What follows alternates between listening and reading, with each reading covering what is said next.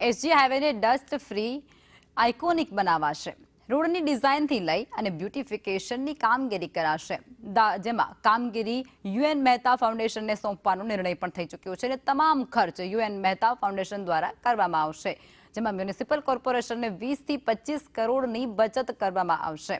સનાથલથી ગાંધીનગર સુધીનો SG highway જે develop કરાશે, ચેકિંગ કરવા માટે થર્ડ પાર્ટી ઓડિટ કન્સલ્ટન્ટની નિમણૂક પણ કરાશે।